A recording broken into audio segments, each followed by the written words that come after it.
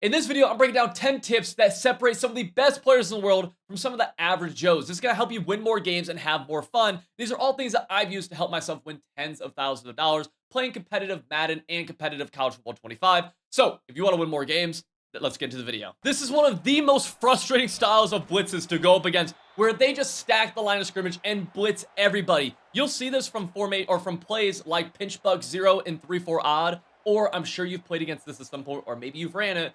Nickel double mug mid blitz. And again, what this blitz looks like is getting as many people on the line of scrimmage as possible. They usually will get their user defender right up here and try to like manipulate the offensive line, and they just get free runners at the quarterback. One of the easiest ways to block this though, okay, is going to simply be choose a formation on offense that has a tight end on the line of scrimmage. Basically, we're looking for a tight end who can block. So in this case, let's go to trio halfback weak. Let's call this, and we'll just go to a play like PA cross sit. I don't really care what the play is.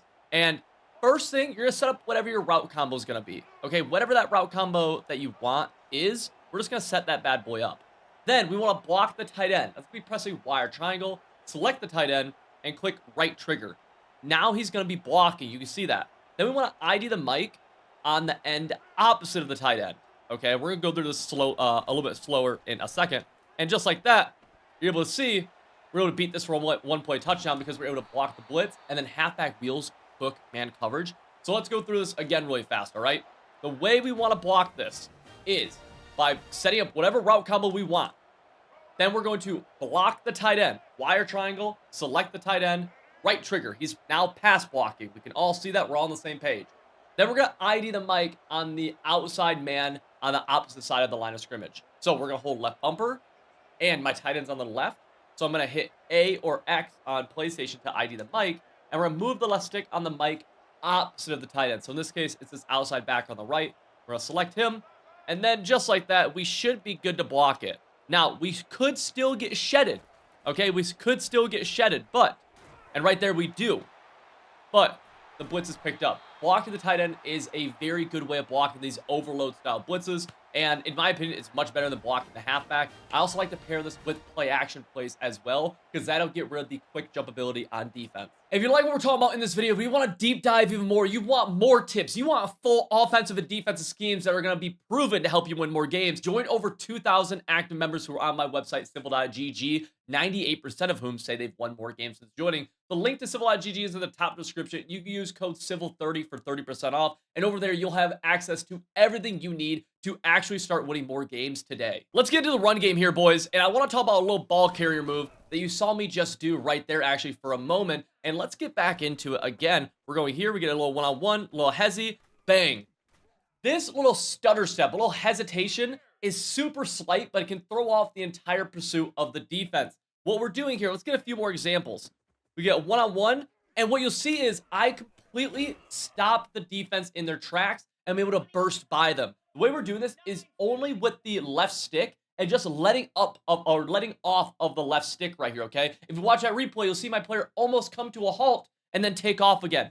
So I could be holding left stick and right trigger, then totally let off, and you even see the defender kind of hesitate right there. This is great for trying to get the edge on somebody, for trying to set up a block. You see me do it again right there. When I go into that second burst, I'm then holding left stick to push, to control what way my player is going. But then I'm also holding down right trigger to get a speed burst almost, okay? Let's go again. Now, you can't always do this, but you can do this in situations whenever you're trying to get a defender to have to hesitate for whatever reason. It could be setting up a block. It could be a one-on-one situation like this. Again, you see me able to get to the corner now. He's taking a good pursuit on me, but we're able to totally get him off his angle by just hesitating. You see it again right there. Don't have to pull back on the left stick. Instead, I'm just totally letting off of it. We go here, boom, and you kind of see what that would look like right there, and we don't get a great gameplay example, but left stick, bang, boom, and you kind of see just me totally let off and then go back into it. Let's go again. Bang. Oh, one-on-one. Well, we got kind of blitzed right there, so not a ton we could do. I like this on outside runs, but you could really do it wherever. And you kind of see, like, it just changes their pursuit ever so slightly, letting you potentially get a block to set up, or letting you get to the edge on them. Boom. Right there's a good example. Now, we might use an actual juke move. So right there, we're kind of stringing together left stick, with a little bit of a juke move. We could go spin, a lot of different things we could do. Right here, I don't even need to use it right here. We'll just go tap B, bang. That was just the B or circle spin, by the way. That was not right trigger. I like the spin move without holding right trigger. Bang, I'll just spin. Right there, I probably could have hesitated and gotten to the sideline. Let's do one more. See if we get a good one. Bang. Need this one. Kinda. You even right there, like, they still caught me from behind me. You can still see that hesitation from the defender. Go here again. Skirt.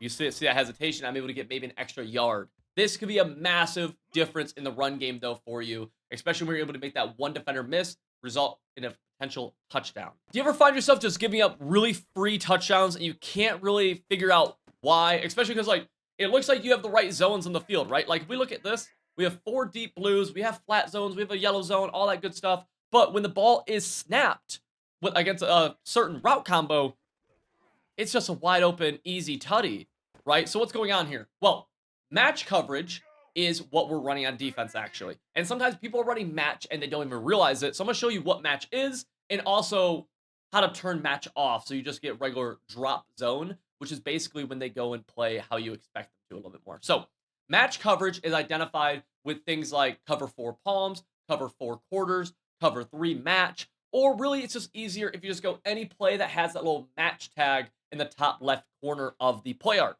Also, cover 3 blitzes can be match, and they usually are match.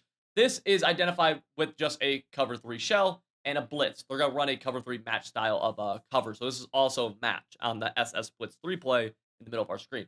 So the reason I mentioned that is because now, let's say though you really like, for whatever reason, you want to call cover 4 palms. It's only cover 4 play you have, and you want to run cover 4, but you don't want them matching. Okay. Well, if we press Y or triangle and then down or up on the right stick, I prefer down. You're going to turn this into a drop zone coverage, where if we go with the same route combo as before, RB is no longer a 1-play touchdown. He is a pick. Okay. So match, essentially, even though they have play art on match, right? You can see where all the deep zone everybody should be. That's not always how they play. This is normal match coverage right here. And in this specific one, palms, watch my top right safety. He is actually going to man himself up onto the tight end, and he's essentially matching onto that tight end because he goes from a zone to a match look. This could be very effective if you know what you're doing, but it can also lead to some unintended consequences like this right here. So if you're ever finding yourself just like, hey, you're giving up random free touchdowns, your players aren't going where you think they should be, try just shading your coverage underneath or over top, because that'll turn off the match coverage. That'll make the zones play exactly where they're shown to play. And now, after shading down, we go try to throw the same ball. Notice the difference in that top right safety. Can we catch it? Catch it? Catch it? Dang it.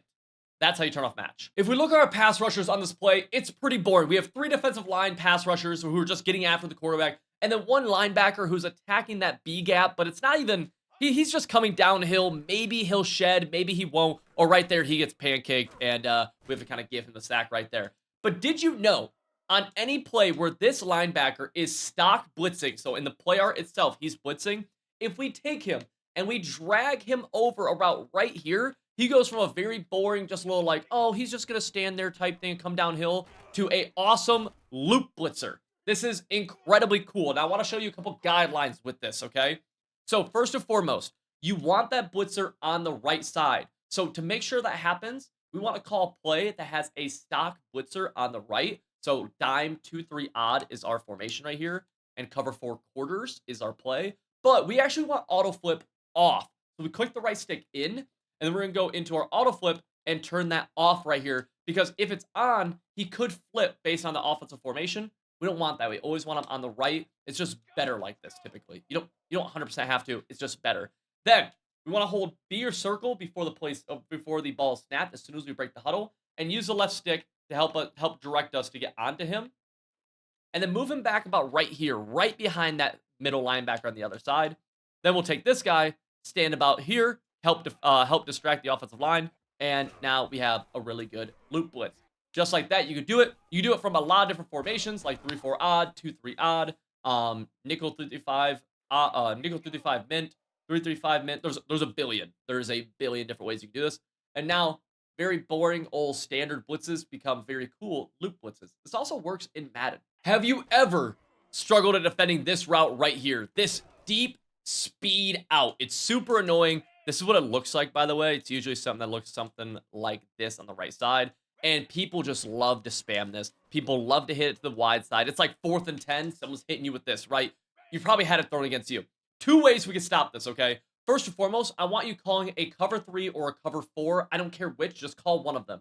Then, we're going to press Y or triangle and go down on the right stick. That's going to shade our coverage underneath. That's going to give us hard flats. These are going to play at the line of scrimmage, so we actually don't want that. We want to go underneath, then we want to go over top. You can't go over top first. So then we press Y or triangle and press right stick up to go over top, and now we have cloud flats. These cloud flats are going to play between 10 to 20 yards on the sidelines, which also means that they're going to help defend this very, very well, okay? They're a really good thing to do. Now, one of the things you got to keep in mind here, this is just a little tangent, is that you got to predict this a little bit. Because we don't want cloud flats on the field every single play because it gives up underneath. But 3rd and 10, it might be a really good opportunity to put cloud flats on the field because they're probably not going to throw a flat. Now, they could, but that's football, baby, right? There's always give and take. So, this is a massive, massive way of slowing this down. Let's say, though, you don't have that hard flat or you don't have that cloud flat on the field. What's another thing we can do? Well, we have something that's called a switch stick. So, when we're using a linebacker or something, and we see that route started developing, it's like, oh gosh, bang, I know what they're doing. We can actually jump this by switch sticking to the flat zone on that side of the field. This is a bit more advanced because we have to recognize the play when it's happening. So right here, I just have hard flat on the field, right? Maybe this is my base defense. When the ball snapped and I see that I think they're going to that speed out, I'm going to flick my right stick in the direction at a bit of a downward angle of that out route, and then it's going to put me on the flat defender on that side. So we're here. Oh, out route. They throw it. We're here, and we drop the pick, and they probably throw a touchdown the next play. Okay? That's a really easy way. So we have the ability to shade underneath, shade over top. That's going to get cloud flats. Or we have the ability to just simply switch stick onto the nearest defender in that area and go play it. You got to be looking out for this on, like, big, important downs because people love to spam this. Wow. People love to spam this, all right? The other thing, too, that I want to point out is that this cloud flat, he can't be coming in from super far in, right? He can't be all the way in here. He can't be, like, all the way in here, and you expect him to get out there, right? So you do want him a little bit further out just to be able to help you with it. If he's all the way in, I mean, he's not going to be there, right? That's just a basic alignment stand, or alignment point of view, or alignment thing, I guess. So keep that in mind. Your players are human. Put them in positions pre-snap to succeed. On every pass play, you should have what's called a hot read.